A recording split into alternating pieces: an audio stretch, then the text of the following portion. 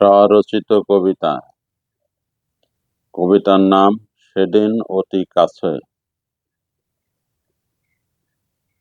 সেদিন অতি কাছে, যেদিন মানুষে মানুষ দেখিয়া ভয়ে চড়িবে গাছে।